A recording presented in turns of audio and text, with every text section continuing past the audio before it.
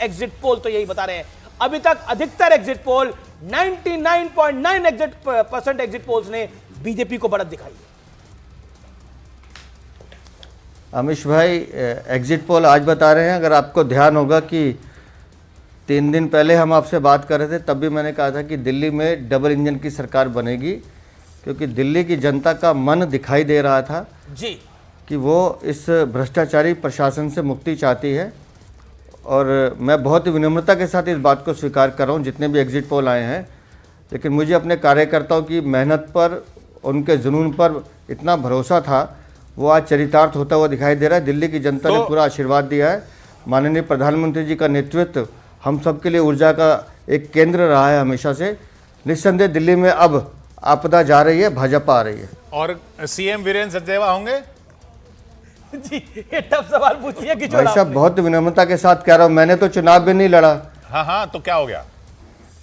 और जो विधायक बने हैं उनमें से कोई सीएम भी चुनेंगे? अच्छा, उन्हीं में से मेरा काम था प्रदेश अध्यक्ष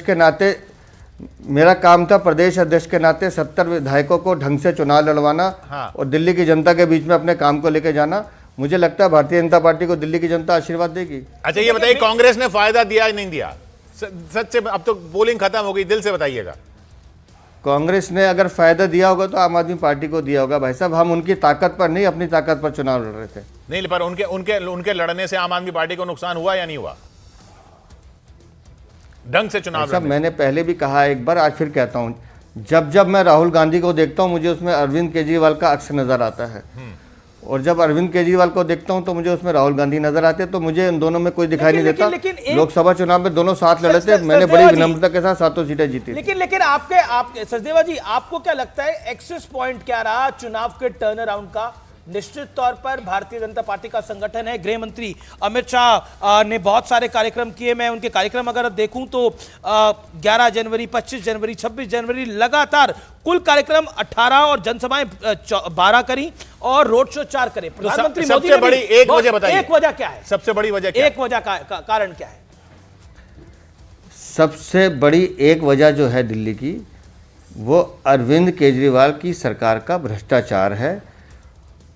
शीश महल हो, शराब घोटाला हो, या दिल्ली की वो मूलभूत सुविधाएं, गंदा पानी मिलता है पीने को, मिलता नहीं है, टूटी हुई सड़कें हैं, बिजली के दाम बढ़े हुए आते हैं, सफाई व्यवस्था नगर निगम के बाद और ज्यादा बदतर और चौपट हुई है। ये आक्रोश है अरविंद केजरीवाल के प्रति। और उसके साथ जब हम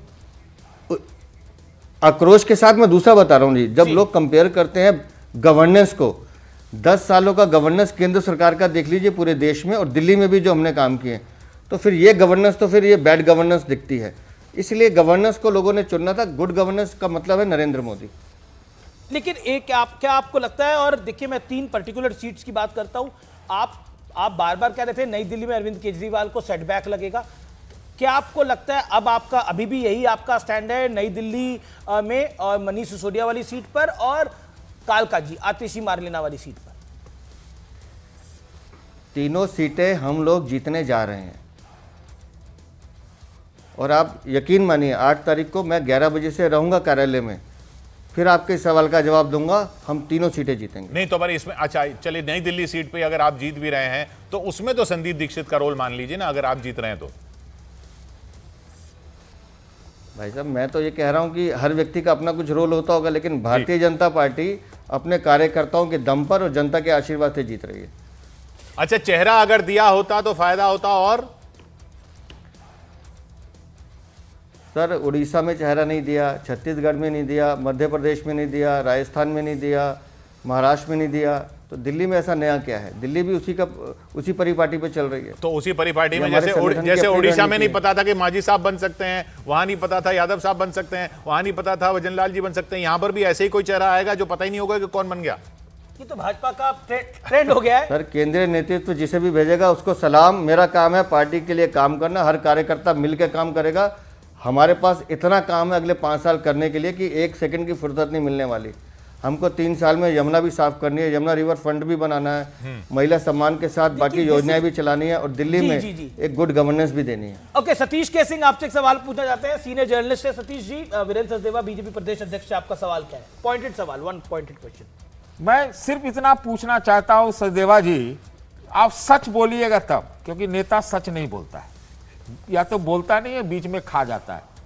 क्या केजरीवाल ने आपको कभी बीच में ऐसा एहसास हुआ कि उन्होंने कोई हार पहले ही मान ली थी? बहुत सीधा सा सवाल है। वीरेंद्र सचदेवा,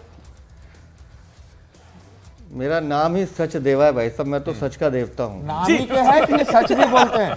और इसलिए बड़ी विनम्रता से कह रहा हूँ, कोविड के बाद से जब अरविंद केजरीवाल दिल्ली की जनता को छोड़ के भागे थे, उसी दिन तय हो गया था कि दिल्ली से अरविंद केजरीवाल की रवानगी तय है। तो इसका मतलब वो चुनाव से पहले ही हट गए थे, या उनके साथ कुछ नहीं था, कोई नहीं था? मैं भाई साहब बहुत विनम्रता के साथ कह रहा हूँ, आप ना उनके हाव भाव देखिए पिछले 6 महीने यही के। मैं जानना चाहता उनके चेहरे की भाषा पढ़िए। आज मनीष सिसोदिया और सौरभ भारद्वाज जिस तरह से लड़ रहे थे, झपट रहे जी, थे, जी, जी। वो ये दिखा रहा था कि इनको बर्दाश्त नहीं हो रहा कि हमारे साथ ऐसा क्यों हो रहा है। जी Virendra Sachdeva, fun final question. देखिए, भारतीय जनता पार्टी का एक जगरनट होता है, मोदी जी के इर्द गिर्द अपना पूरा कैंपेन करते हैं, अमित शाह रणनीति बनाते हैं, प्रदेश अध्यक्ष जो है वो बीजेपी प्रेसिडेंट के साथ और अमित शाह के साथ मिलकर उस रणनीति पे को अमल करते हैं। मेरा पॉइंटेड सवाल आपसे ये है, आपको कहां लगता है कि ये इलेक्शन जो था वो बीजेपी के पक्ष में टर्न हुआ? आपको क्यों, कहां लगता है ऐसा? वो टर्निंग पॉइंट क्या लगता है? भ्रष्टाचार के अलावा वो तो एक मुद्दा लगातार मैं टर्निंग पॉइंट बताता हूं। अरविंद केजरीवाल का कुशासन था। हम जनता को ये समझाने में लगे थे कि भाई ये चोरी, ये चोरी, ये चोरी। लेकिन बहुत विनम्रता के साथ कह रहा हूँ, हमारे राष्ट्रीय अध्यक्ष श्रीमान JP नड्डा, हमारे माननीय गृह मंत्री अमित शाह जी और माननीय प्रधानमंत्री श्रीमान नरेंद्र मोदी, आपने जब आकर हम कार्यकर्ताओं को ऊर्जा का संदेश दिया और ये विश्वास हम कार्यकर्ताओं को जताया कि ये सरकार हटेगी, ये सरकार दोषी है, इस सरकार को जाना ही है।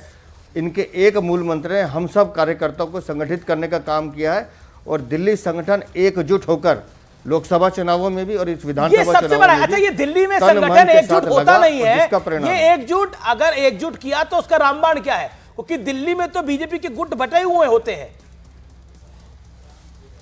तो मैंने आपको बताया ना, ये जो माननीय प्रधानमंत्री जी, माननीय गृह मंत्री जी और माननीय राष्ट्रीय अध्यक्ष जी समय समय पर अलग अलग लोगों से हमसे बात करते रहे और हमको एक सीख देते रहे और हमने अक्षरशः उस सीख का पालन किया। बड़ी विनम्रता के साथ मैं कह रहा हूँ, ऐसा नेतृत्व है हमारे पास जिसको मैं सलाम करता हूं। वीरेंद्र सचदेवा, मैं आपको रोकना चाह रहा हूं। मेरे साथ संदीप दीक्षित है। 1 मिनट के लिए आप रुकें। अगर संदीप दीक्षित है कांग्रेस के, एक मैं डिबेट नहीं आप लोगों की कराऊंगा, लेकिन अरविंद केजरीवाल पर आप दोनों के विचार जरूर मैं चाहूंगा कि आप दोनों साझा करें। Okay, can we show Sandeep Dikshit on air and Virendra Sachdeva आप भी रहिए। हम आपको कोई किसी डिबेट में नहीं डाल रहे हैं, mark my words. Sandeep Dikshit मिल सकते हैं हमें? मैं पहले संदीप जी के लिए कह दूं। एक सेकंड, बिल्कुल संदीप दीक्षित के लिए आप कहिएगा, वो आ तो जाए। संदीप दीक्षित हमारे साथ जुड़ने वाले हैं, लेकिन आज आपने जो जैकेट डाली है, ऑन अ लाइटर नोट, आपने जो जैकेट डाली है वो भी बड़ी शानदार डाली है। तो आपको पता था आज एग्जिट पोल का नंबर कुछ बेहतर ही आने वाला है। Is that true Virendra Sachdeva? नहीं, मुझे अपने कार्यकर्ताओं की मेहनत पे पूरा यकीन था, इसलिए मुझे मालूम था कि आज सब ठीक रहने वाला है। हाँ, संदीप जी के लिए आप क्या कह रहे थे? संदीप दीक्षित है हमारे साथ। संदीप जी के लिए सिर्फ इतना, संदीप जी के लिए सिर्फ इतना कहना चाहता हूँ, मेरी बेटी के प्रोफेसर रहे हैं आप जी, इन्होंने पढ़ाया है, विद्वान आदमी है, सज्जन आदमी है, गलत पार्टी में है, इनको सही पार्टी में आना चाहिए। ठीक है, संदीप दीक्षित के पास हम ये बात आपकी पहुंचा देते हैं। आपने बोला विद्वान आदमी है लेकिन गलत पार्टी में, हम संदीप दीक्षित के पास आपकी बात पहुंचा देते हैं। लेकिन एक फाइनल चीज जो कि किशोर ने बोला, क्या आपको लगता है कि मुख्यमंत्री कोई सांसद भी हो सकता है? 7 सांसद है दिल्ली के अंदर आपके, और क्या वो भी हो सकता है पूर्वांचली हो सकता है? हाँ, ये देखिए, पूर्वांचल से बहुत डिमांड आती है कि भाई दिल्ली में पूर्वांचली कोई मुख्यमंत्री नहीं हो रहा, तो पूर्वांचल को क्या इस बार वो उस तरह से तवज्जो दी जाएगी? अमीश भाई, आपका सवाल बहुत अच्छा सवाल है, लेकिन मेरा कद नहीं है उस सवाल का जवाब देने का। मुझे काम करने दीजिए, मैं तो कार्यकर्ता ही ठीक हूं। आपको क्रेडिट कितना जाता है इस चुनाव में? आपको क्रेडिट कितना जाता है लगता है?